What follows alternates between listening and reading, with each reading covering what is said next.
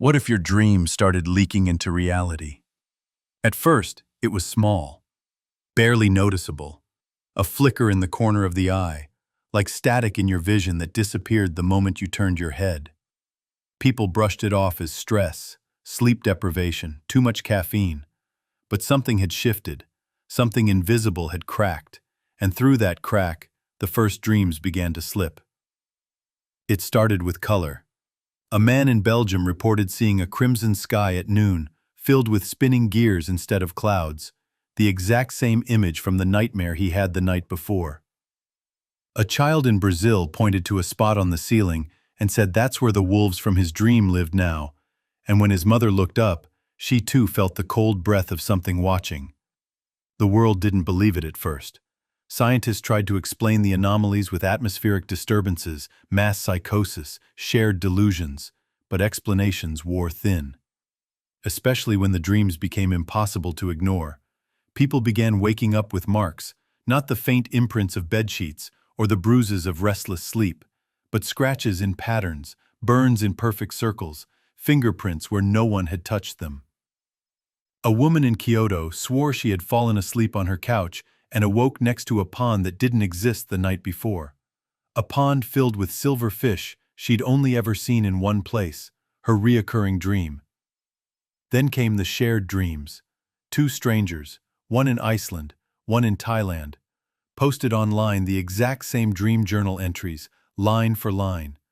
Both described an infinite staircase carved into the inside of the moon, lined with doors that breathed. Neither had ever spoken before, and yet their entries matched, down to the spelling errors. The dreams were linking, networking, growing roots. Dream clinics exploded in popularity. People flooded sleep labs, terrified to close their eyes. Technology emerged to track dream content in real time. AI algorithms began stitching together shared themes across populations, and what they found wasn't random. There was structure, purpose. At the center of the chaos was a pattern, a shape that kept appearing across cultures, languages, belief systems, a spiral with no center, drawn in ash, etched into walls, spoken in whispers across time zones. The spiral became a symbol of fear and of fascination. People began tattooing it, wearing it as a charm. They thought it would protect them. But the spiral wasn't a ward, it was a key, and the door was already open. It became harder to tell what was real. Cities saw spontaneous architecture, buildings no one remembered being built, alleys that never ended, windows that looked into rooms of black water. Objects appeared that defied physics, mirrors that reflected things behind you, cups that never emptied, clocks that ran backward only when you watched them. Governments responded slowly. They always do. But when the president of one G8 nation gave a speech in a language no one recognized, not even himself, things shifted. People began dreaming of the same place, a garden with no sky, filled with statues of themselves crying.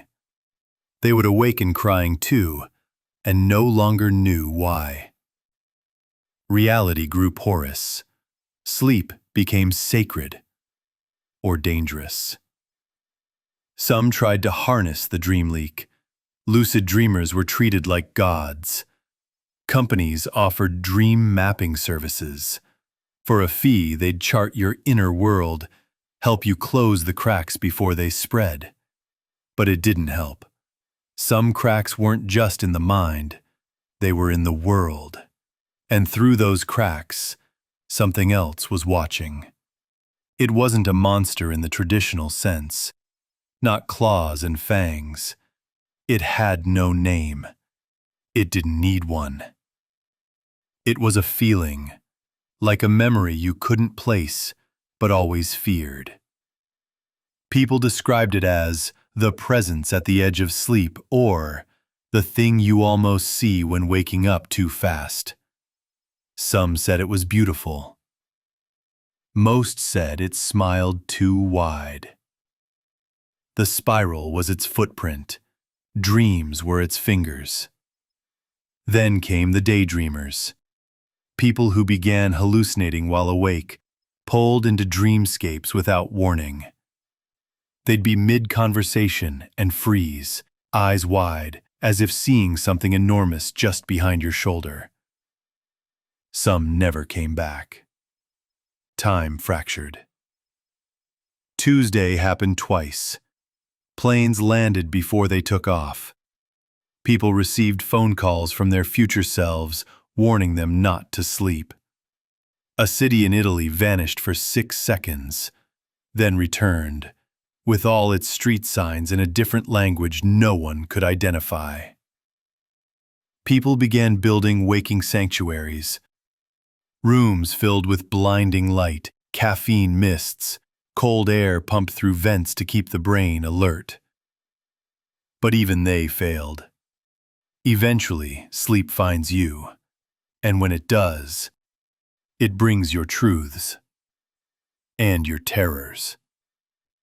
In one final effort, scientists launched the Morpheus Array, a global neural monitor intended to track and suppress dream leak incidents. For a time, it worked. Reports stabilized, fewer shared dreams, fewer incidents of overlap. Until the dreams stopped. People could no longer dream at all. Sleep came, but it was dark and empty. The subconscious had gone silent. And for the first time, the world understood something vital. The dreams weren't leaking out. Something had been leaking in. The spiral wasn't a symbol of escape, it was a siphon. The thing behind the veil had tasted enough of us to open its own door. And now it no longer needed to hide behind dreams. It could walk. The first sightings were surreal. A figure seen only in mirrors. A handprint on a ceiling with no ladder. Children whispering secrets they couldn't possibly know. Then came the spiral storms. Weather patterns shaped like fingerprints that erased entire towns from memory. The last dream ever recorded was from a 6-year-old in Ohio. He drew a picture. A hole in the sky. With people floating upward, smiling. Everyone called it beautiful, until they realized there were no eyes. No one has dreamed since. But every now and then, just as you're about to fall asleep, you feel it. The spiral pulling at the edge of your mind, asking not to be remembered but let in. Hey bro, subscribe to the channel. There's a lot of interesting stuff here.